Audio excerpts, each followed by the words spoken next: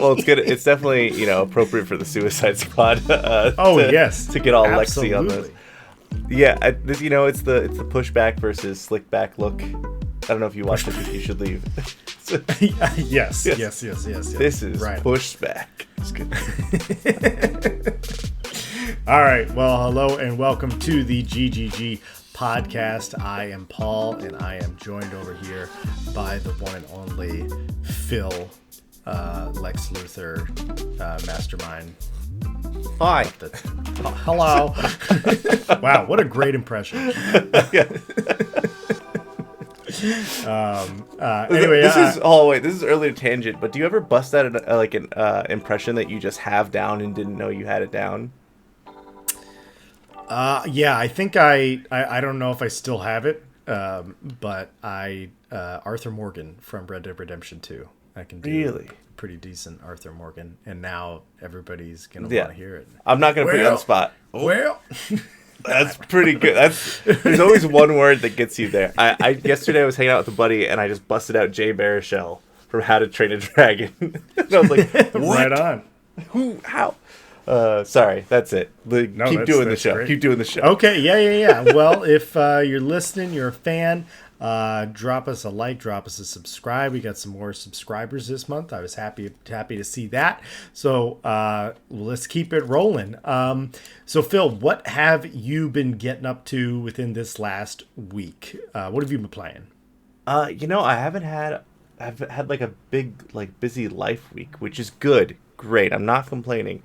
However, I've kind of cut into my game time a little bit. So I've played a little bit of Power World, usually getting ready for bed, cooling down. But I was able to sink a good amount of time into Prince of Persia. Ooh.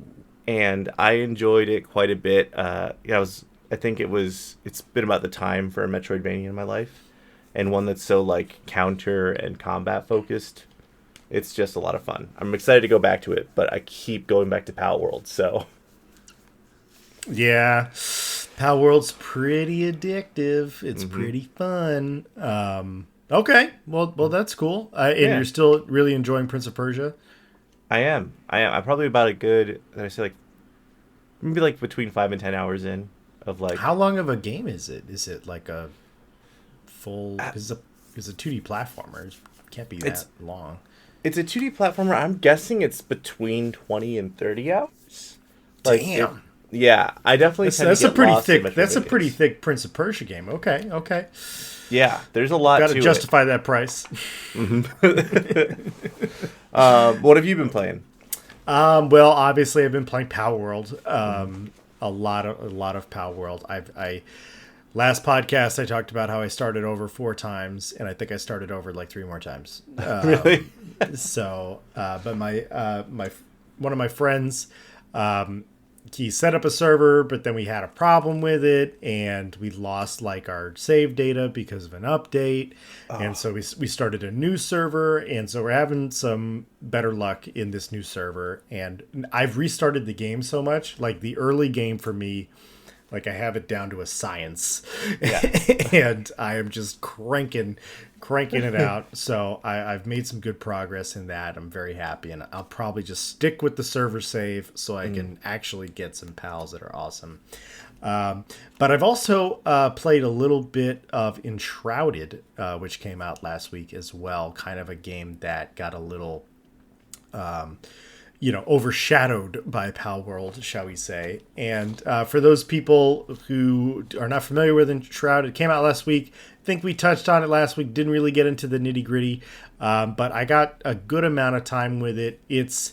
I would say it's a more hardcore version of like Valheim or survival crafting games like that. I really enjoy the art style because it's more realistic looking.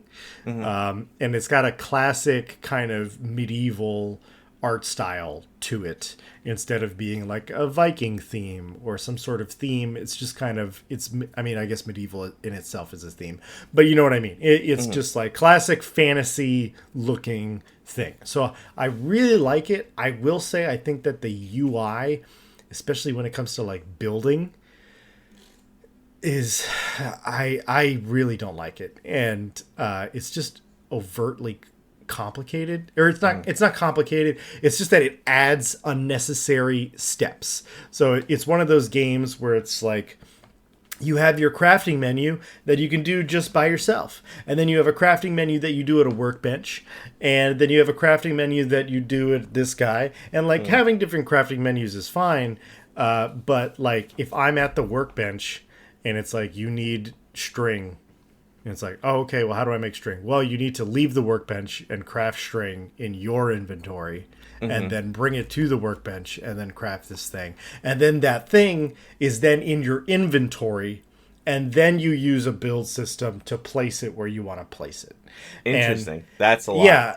It's a lot of unnecessary steps. And you know, even with like Pal World's building survival craft stuff, it isn't that complicated. And so it's like, you can't really make these very intricate structures in Pal World because everything is so blocky and standardized. But at least in Pal World, it's just like, I can open the build menu and start building immediately if I have the resources. If my sources are in the base, it doesn't make me go to a chest and grab the resources and, you know, do all this extra step crap. So Enshrouded, good game. I really hope that they update the building mechanics and the UI around that. I don't think that they will, because I think there's a lot of like hardcore survival game people who are just addicted to the steps of doing that, which I don't understand. I hope they do. I mean, I know it's in pre-release still, and they've got a lot of. I mean, the game's not even fully unlocked, from what I understand. Like, there's just a part of the main map that you can get to. But it's got a lot going for it, like the gliding and actually kind of like rope swinging movement that I've seen and stuff. Pretty cool. The combat seems pretty tight. Just like, what terrible timing for a survival game to come out this like the week after Power World. Yeah, like, who would have thought? I like totally, absolutely, but I do know that they've still sold over 1 million copies in early access, which is like fantastic. It's getting some traction online. So like, it has managed. It's definitely, like I said, it's a more hardcore audience that are getting into it. And like you said, the combat, really cool, much more sophisticated than most survival crafting games. So yeah. But yeah, those are the 2 games I've been playing. That's what I've played. So yeah. You ready to talk about what we're going to be playing this coming week? I mean, I don't know that I'm gonna play any of these games. What are you talking about? There's some bangers on here. No. Yeah, some bangers. Yeah, do we think so? You think there's some bangers? All right. Well, starting us off, we got Suicide Squad, Kill the Justice League.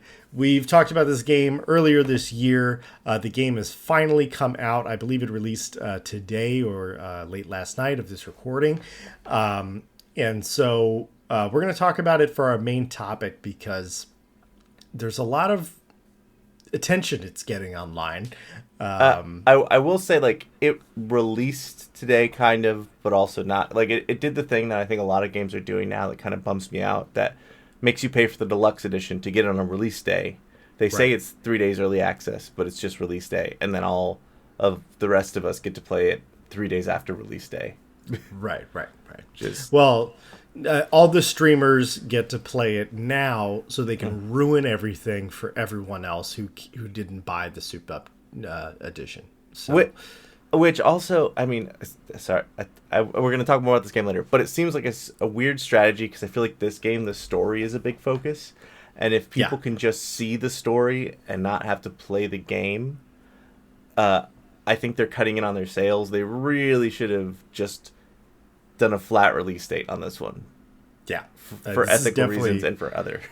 Yeah, this is definitely a game where it's like, if I can watch this little DC movie on YouTube, I'll just do that, you know, because the cutscenes do look good. They look like good cutscenes. So, but let's move on. Let's save our Suicide Squad talk for our main topic later on. Totally. How's about another game that needed to be re-released? And that's Death Stranding's latest director's cut. I believe that this is for Apple. So if you are looking to play this game on iOS, you can now play Death Stranding on iOS. I is the iOS gaming market that big that we need separate releases for this? Like I don't know. It's wild. It's one of the ones that they release, or when they announced the new iPhone, they're like, you could play full on video games on it. You could play Resident Evil 4 and 8 and Death Stranding, and they didn't show us any more full video games. Yeah. But Death Stranding is an interesting one because I think like playing Death Stranding on the go would be kind of fun, because if you do like a delivery mission while you're sitting on the train or, you know, at a doctor's office or something, granted that'll take up a good 60% of your battery most likely, but sure. Death Stranding is a game that kind of works in like little chunks better than it does in a long marathon like playthrough in my book. Marathon. Yeah, I think that's a good point. Just I guess, yeah, if you find yourself on the bus or the train or whatever. and you think to yourself, I wonder what like, Norman Reedus and that baby are up to. I could be walking right now, digitally. All right. How about this next game? I didn't even know this. I've never even heard of this, so please enlighten me. Okay, so this is Vampire the Masquerade Justice. It is a VR game. Those of you who recognize Vampire the Masquerade are either nerds from my high school or people who played the RPG that came out on like PC and I think the original Xbox. It was a really cool, ahead of its time RPG. The setting is that you're a vampire in a sort of like Anne Rice Lestat infused 90s vampire scene. There's like different groups of vampires. There is a lot of like social dynamics in play and like mind control and then like also physically dominant vampires. So there's a lot of like really fun elements to it. This game seems more about like hunting humans and like stealth. It seems kind of like Dishonored, but from a VR perspective, and you have vampire powers. So that sounds like a pretty good VR concept to me. So yeah. Like let's go. I've waited for a game to tell me why the VR teleporting thing makes sense. And if you're like a vampire, like shifting between the shadows or something, it makes plenty of sense to me. Right on. Yeah. Well, okay then. And what VR platforms is it coming out for? I believe it's Quest 2 and Quest 3. And then I think anything that can also run it. So probably the Steam one. What is that called? Oh, the Index. The Index. Yeah. Yeah. Cool. But I'll have to. Yeah. Very, very cool. And what is this about? Persona 3 Reloaded or Reload? Yeah, it's Persona 3 re/load, which is a weird. Is this Persona 3 from way back in the day? If you played Persona 5, Persona 4, I think this is the one where people kind of insist that Persona got good, but it's a remake done in the style of Persona 5, so the same like stylistic battles. It's not like a 2D or 2.5D game anymore. It's a full 3D game. They've changed some stuff because the original game had some weird like transphobic elements that they got rid of. So all in all, seems like a pretty good, if you're into Persona, it's like a modernized version of it, both from a development standpoint and a story standpoint, so worth checking out in my book. Right on. Right on. All right, and it got an 8.9 on Metacritic. Is that? Yeah, that's what it's running right now. I think it's with like 20 reviews, so it's okay, pretty high up there. All right. And last and maybe least, so Insurgency Sandstorm is also having a re-release. So it's been upgraded for next-gen consoles like PS5. So this is a tactical military shooter that came out back in 2018, I believe. And now, running on PS5, it's 60 FPS. You can play it in 4K. Not the prettiest shooter out there. It's especially now, it's probably showing its age quite a bit. But if you're really into tactical military shooters and you don't want to, play COD because it's more of an arcadey shooter, this is probably your game. I know that there's co-op, there's competitive multiplayer and everything like that. So I guess hardcore or Insurgency fans are going to be stoked. so I feel like just looking at like screens of this game, it seems like one of those games that has a hardcore following, you know? Yes. It kind of reminds me of, there was a old Sony shooter, not XCOM. What was it? Not Siphon Filter. It was a military shooter. SOCOM. That's what I was thinking of. SOCOM. Because that had a crazy following as well. It did. All right. Well, enough of that. Let's get into our news this week. We got some interesting news. Just kind of a bunch of just random stuff is just happening every day. And the first random thing is Destiny 2 reminding me that it exists. And so Destiny 2 is going to be getting some Mass Effect themed cosmetics that'll run you about $20 for those cosmetics, or if you have earned silver or whatever the currency is some other way in Destiny 2, you can unlock that. So this is really interesting to me because obviously most of the big Destiny updates have come. The game continues to be supported, continues to have a strong community, but just Mass Effect cosmetics kind of feel a little bit out of left field, especially because Mass Effect is, an aging franchise. I would say most kids don't really know what Mass Effect is anymore. Yeah. It's an EA franchise, which also is like, why were you tying in here? It seems like video game royalty in the same way that they were like, we added the Tomb Raider guns into Destiny. And you're like, oh, cool. What? Yes. And so, like, the only thing I could possibly think of is maybe Mass Effect is doing this for some publicity, because I do know that they are working on a new Mass Effect game, or BioWare, I should say. Yeah. It has been announced. It is supposedly going to be a direct sequel to Mass Effect 3, unlike Mass Effect Andromeda. So this could be a hint of maybe there's some sort of Mass Effect announcement coming. But I don't know. I really don't know. BioWare's been quiet. Well, I mean, this ties into a story that we'll get to a little bit later. So I'll save my. Let's jump the gun. Let's segue right now. Let's do it. Let's go. Well, yeah. Okay. Well, surprise! Another Sony State of Play's taking place tomorrow. Indeed. I love the way they announce these, where they're like, "It's in 2 days. Get ready, idiots!" And then just dart out of the room. We're ready now. Yes. We got to do this right now. So Sony announced yesterday that they're doing another State of Play tomorrow. Very excited because, I think everyone's had a reason to be excited about this one because there's so many things that we're kind of waiting from Sony to hear about. Like, the algorithm knows my Spider-Man affinity, so it's always like, New Game Plus announcement, DLC announcement coming at the State of Play, and I'm like, I don't necessarily cotton to that, but everybody's been thinking that the State of Play is coming, or talked about it, so. Yeah, I would say with Sony State of Plays, they usually have like at least one thing that people want to hear about. So, like, whether that is Spider-Man New Game Plus or a DLC announcement,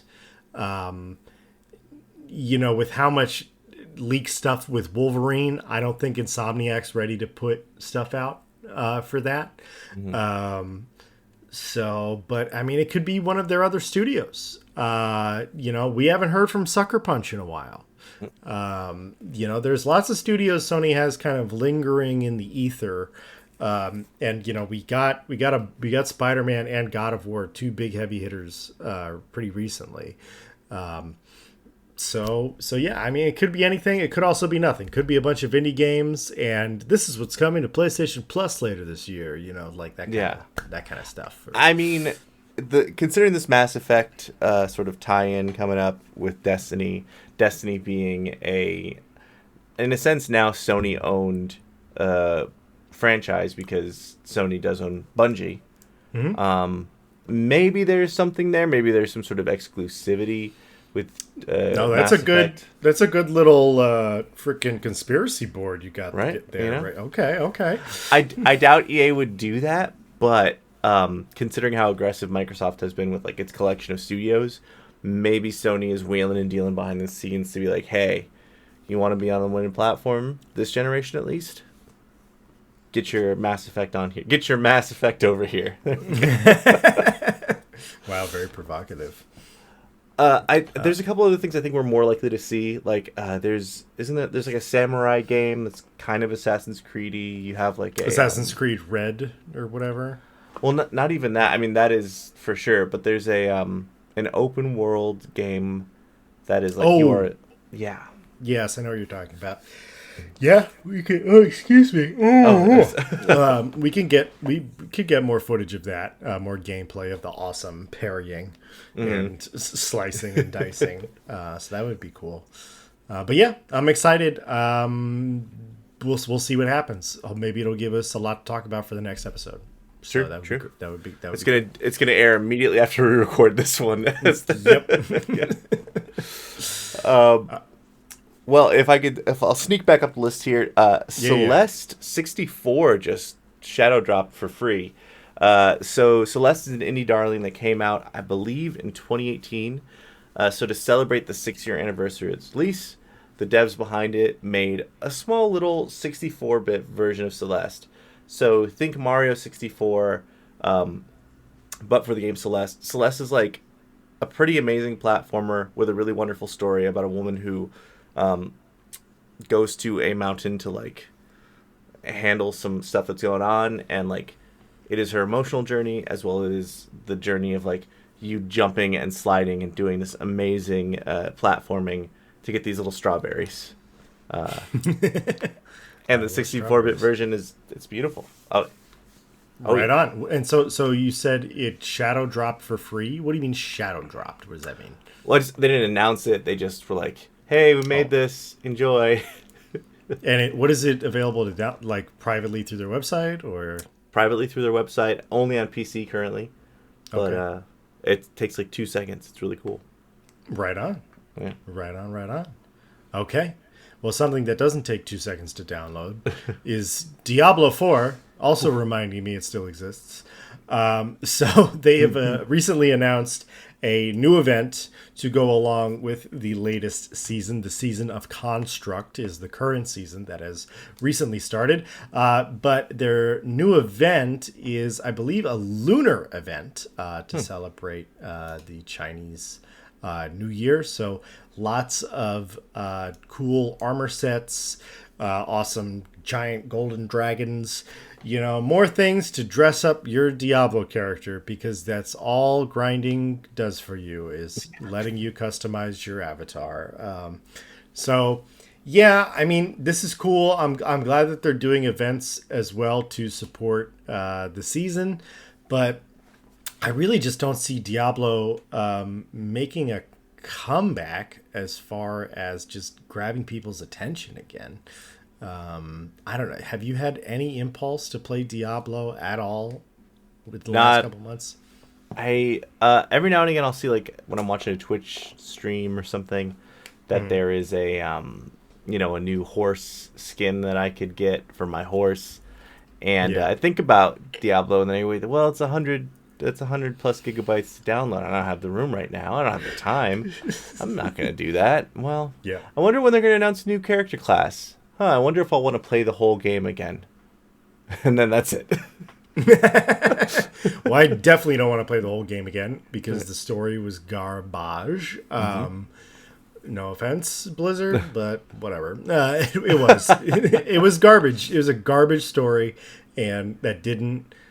You just were like, this game is a live service, and that's the story. It's this whole game is a frickin' preamble to nothing happening.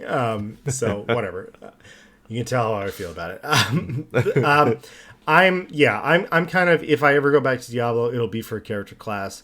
I think that having events and stuff like this are really cool and interesting, but just kind of the mindlessness that is playing Diablo.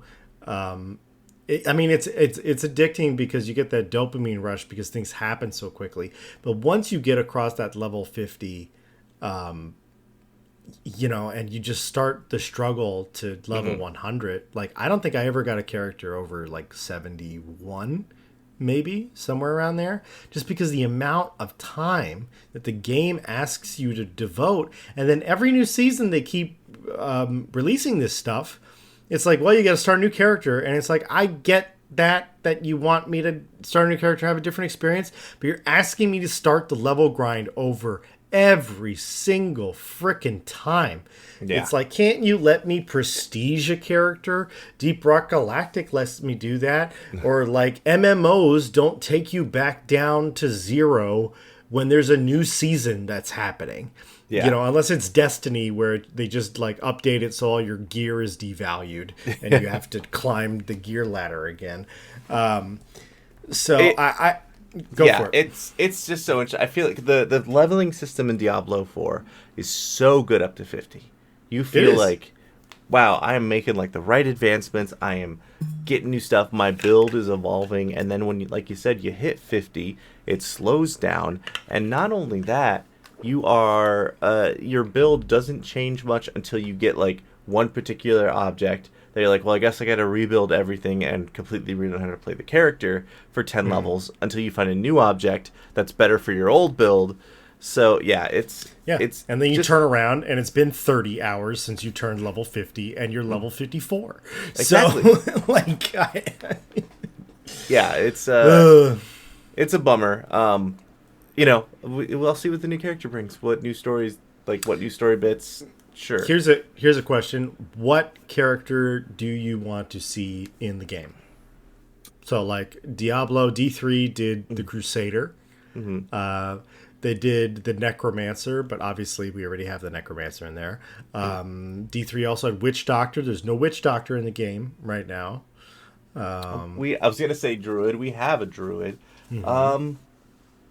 Honestly, I think like if they kind of just brought in just the old hits, like if they brought Crusader in, if they brought Witch Doctor, those would be like, although Witch Doctor would be a lot like the Necromancer.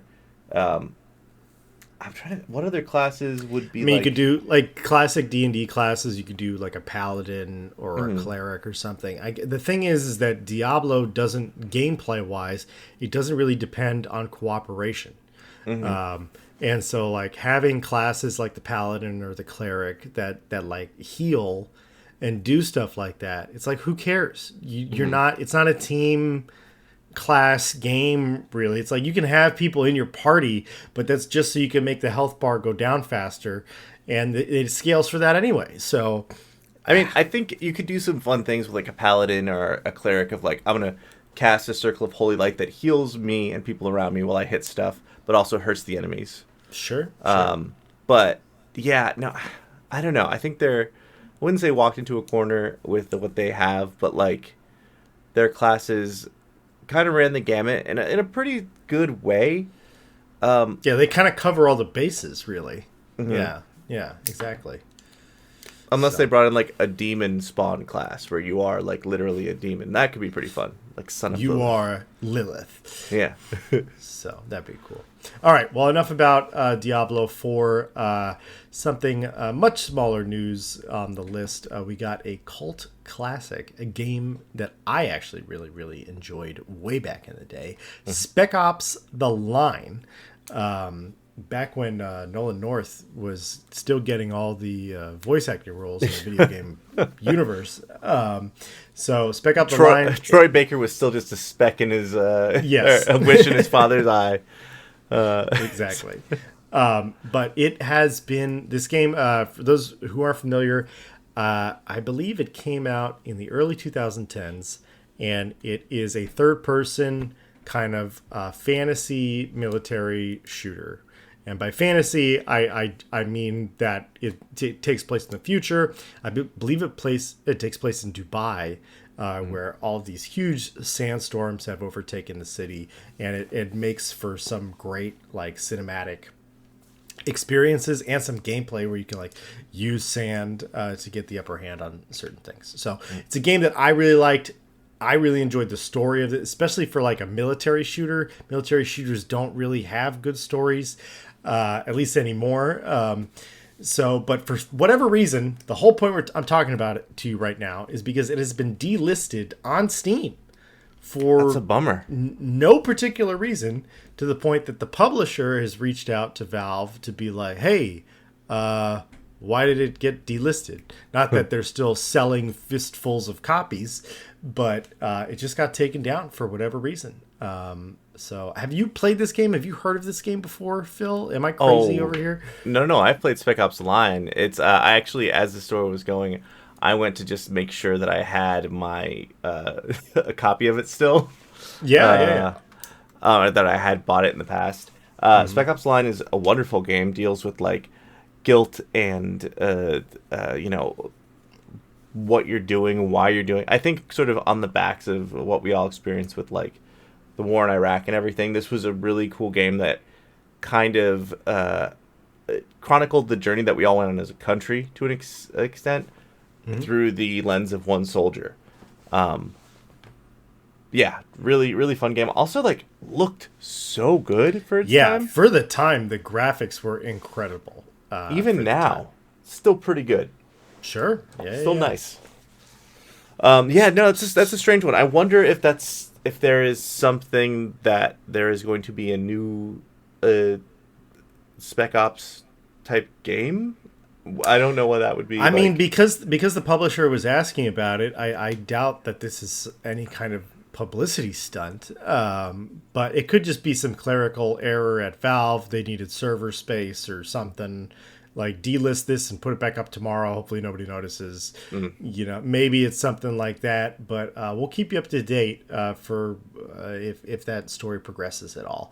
But all right, last up on our agenda is a game that I have been periodically getting some marketing toward me for.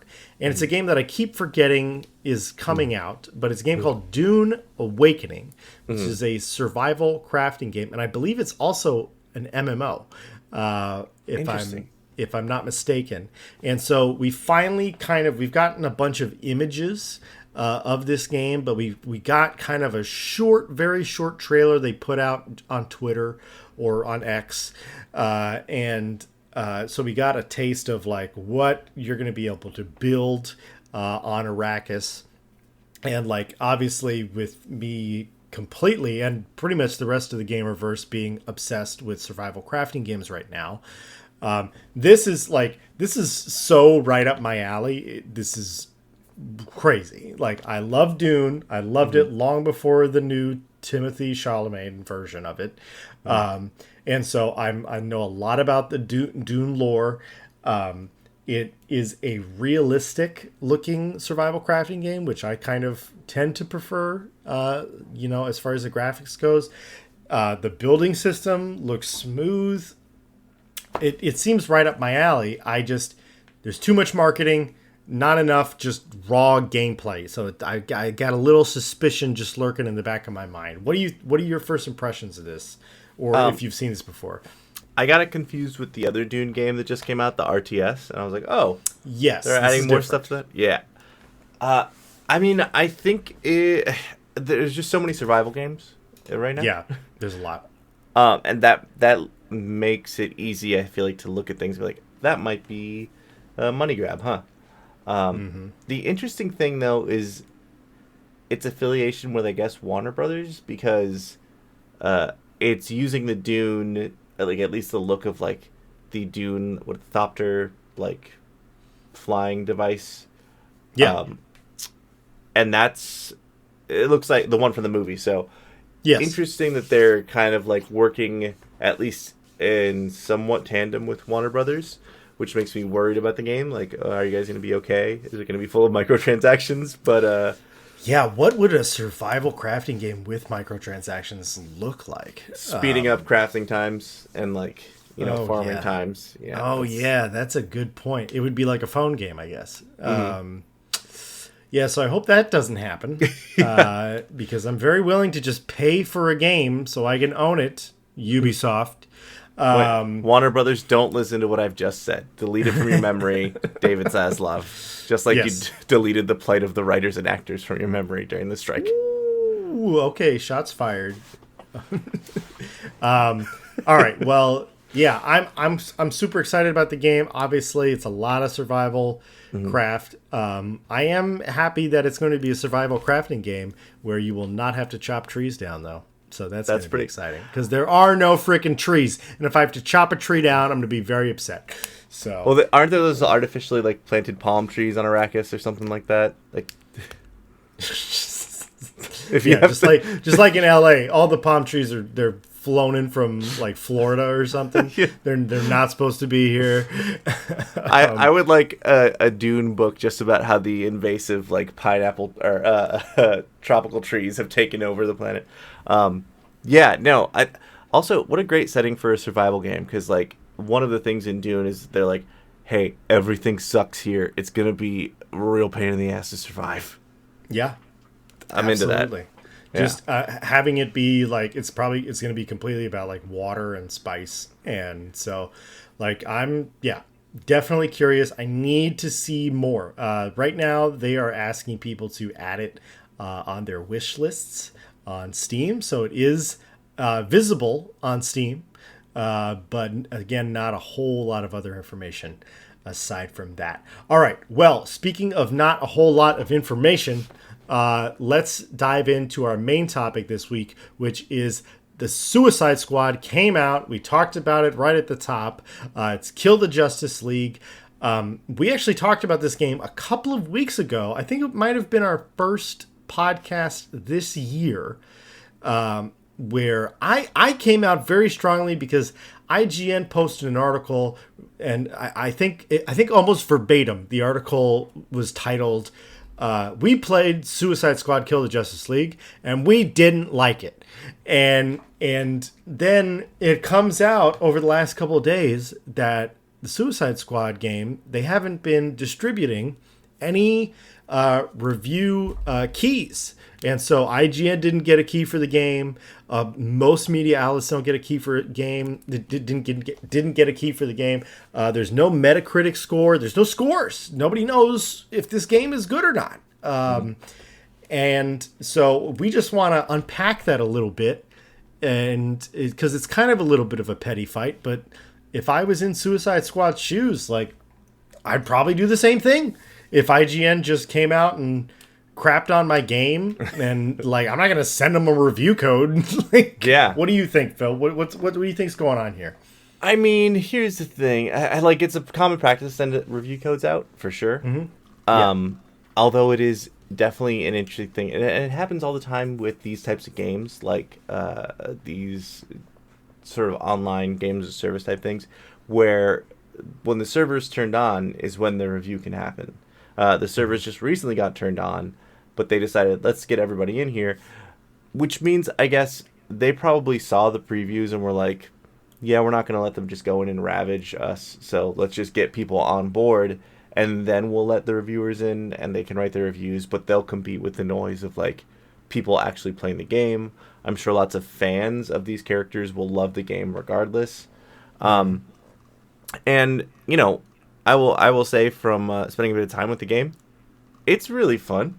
Like, the combat is good. It's definitely enough for, I think, if this was someone's like 1 or 2 games that they get in a year, they would be pretty satisfied with it. Okay. But yeah, it's just such an interesting thing that IGN seems to be upset that they're not getting this review. Specifically, Destin Legary, because he said, what is it? I gave Destiny a 5.5, and I got a review code for Destiny 2. Cool. Is he bragging? I mean, yeah. Like, I really don't know what they expect, because if I'm working on Suicide Squad, if I'm the PR person or whatever, whoever it is that is making this decision, it's just like, you don't want to kill sales just because these people don't seem to like your game. And like everything that I've seen, I'm not saying that Suicide Squad is a great game or anything like that, but everything that I've seen criticism wise of it is preferential. And it's like, well, the combat's good. I just don't know if I like it enough. And from everything I could tell about the gameplay, it's like the gameplay seems like it feels better than the Avengers did. You know, that being said, it's much more of a shooter than the Avengers was, and so there's some variety there. But yeah, I'm almost kind of cheering them on, and I hope that the game is good just to prove IGN wrong, and that embarrassing lazy story that they put out a couple of weeks ago. And again, I'm still so shook that was the title of it was a front page article on their website that we played it, we didn't like it. It's like, wow, freaking wow. How long did that take you to think of that title? Jesus. Like, I think that's the thing, is like, it was supposed to be so simple and glib because like that was the way to catch attention, right? That said, it is also just like, it gives you nothing, and like it just makes it seem like it was an easy punching bag, and IGN is getting criticized for always giving things sevens, or like rating things too highly, or I feel like every time I see an IGN review on Instagram, like they post a little short thing, there's always people being like, this is bullcrap, they gave She-Hulk a 7, they do all this ridiculous stuff, and I think IGN just really wanted to get in on something that everybody was making into a punching bag, which I think has had the opposite effect, that now a lot of people that I've seen are kind of like, well, maybe Suicide Squad. Yeah, rooting for the underdog. Like, okay, well, I want to open this discussion a little bit. Let's take a step back, and let's talk about kind of reviews in general, because we know that that game developers, especially the wealthier ones, they invite IGN and they invite other news outlets, you know, the Polygons, the Kotakus, and they invite them down, and they wine and dine and do another thing, and they do that, and they kind of schmooze them to try and get a better score. And like, I'll be honest, I hate that. I really hate that, and I think there's a certain amount of journalistic integrity that you are losing when you do that. Like, I don't think there's anything wrong with, you know, if you are a streamer or a gamer, any kind of gaming journalist or anything, and somebody reaches out to you and is like, hey, we're going to send you a review copy of our game, or we're going to get you in on this or whatever. And if that person owns the fact that they were wined and dined, it's like, hey, they gave this to me. They gave me all this awesome stuff, just so you guys know. But I'm still gonna try and do a rational review, and not be swept up into the emotions of them buying me a lobster dinner. So, I mean, there's something to be said for that. Like, there's something to be said for the experience of playing a game. The experience surrounding playing a game affects the way that you play a game. It's always the case when I've gone to events like that you're sitting in a really nice, like, chair. The settings are all optimized. Everything is just like, this is going to be the best case scenario. You've got the best headphones on. We want you to hear all the sounds. We want you to feel comfortable. Do you have lunch? We've got lunch coming in. Yeah. I get that they want to, like, take all the worries away so that you're not, like, adding those frustrations into your opinion of the game. But I think there's definitely been times that I've experienced in a meager, small degree of this, where I could tell something was going to be bad because they were like, we're going to go to this fancy hotel downtown and do this little, like, meet and greet event. And I was like, oh, okay, this is going to be very bad. It's a bad game. It's a bad game.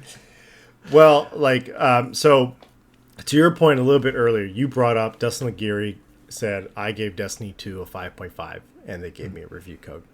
So that's him defending himself, being like, well, they wine and dined me, but I still gave him a bad score. And to me, First of all, I don't agree with that score for Destiny 2. Like, I get it, but I think he was saying he gave Destiny 1 like a 5.5. But oh, it was Destiny 1. Yeah. Okay. Well, that's ridiculous. Like, what is he talking about? But like, I feel like he is all over the place as a reviewer. He's one of IGN's #1 reviewers. He reviews a lot of games, and I don't know. We have to remember that, you know, all art is subjective, just as you were saying. Like, it depends on what you're going through in your personal life. Mm-hmm. You know, like I have a friend who tells me like Infamous 1 on the PlayStation 3 was the best video game ever. But I think the reason he believes that is because he was going through a breakup when he was playing the game. Mm-hmm. You know, so you're going to have all these external factors, having an effect on you. And that goes for all art forms, whether you're seeing a movie or watching a TV show. If you're not in a place to accept something, then you're going to think that it's garbage. And so, like, you know, it's kind of like if anybody ever like puts on a movie and it's like a 2-hour movie and you're like, I didn't want to commit to watching a full movie, you're probably not going to receive that movie in the best light. And so and then going back to Destin Legary and playing a DC Suicide Squad game, it's like, it really doesn't sound like this is a genre of game you would ever enjoy. So why are you the one playing it? You know? Well, I mean, to be fair to Destin, like, Destiny is his whole vibe. He's an Xbox guy, isn't he? Yeah, but I think like he helmed their Destiny podcast. He's done a bunch of stuff for that. So I think game as a service is definitely something that he is into to an extent. But I think he's also exceptionally critical of them because like Destiny is, to Bungie's credit, been like pretty reactive in terms of like, we're going to fix this, we're going to make this better. A lot of things they make worse. But still, like, I guess devil's advocate on his side, in terms of people who know like games as service and seeing where they can go, he's a good. He's someone who's got a lot of hours there. Yeah. That said, it's a very different game to Destiny, and it's a very like, the combat is completely different. It's kind of got a story that ends. It actually has a story, unlike Destiny. Mm-hmm. So. I don't know. It's not to crap all over him, but I do think like maybe it's a little bit of like the critic also being like, this is no Destiny, when even at the time Destiny wasn't that great. I don't know. It's like, look, I'm not trying to attack him personally or anything like that. I just think that at a certain point, and you see this with all kinds of critics when it comes to movie critics. Especially where they just get jaded and they get to a point of like, you can't impress me, because I've seen it all before. And so like, I get that attitude of it, but it kind of sounds like to me that he is more griping with games as a service than what this game is. And like he talked about, in his article a couple of weeks ago about the gameplay loop. And it's just like, he talked about how repetitive it was, and then we're talking about Destiny. How repetitive is Destiny? Like Destiny is the exact same 4 things all the time, which is, like, go to a story mission, kill everything in the room, go walk over, go to the next room. hold a button down so your ghost can do something, whatever it's doing. It doesn't matter what he says he's doing, because he's always just floating there shooting a little light beam into the computer. And he's telling you about the wizards and the moon. And then you got to move on to the next thing with absolutely no story. And so I get that Suicide Squad is a games as a service, but like you said, it actually has a story. It actually has cutscenes with, proper voice actors and everything like that. So it is a game as a service, but there are also other things that they put into the design of the game that you're kind of overlooking because you're bitter about something else. And so, all right, that's the end of my. Well, go. There's plenty about Suicide Squad. Gotta get like on. I gotta suit up for this one. There's plenty about Suicide Squad that people I feel like are unfairly bashing.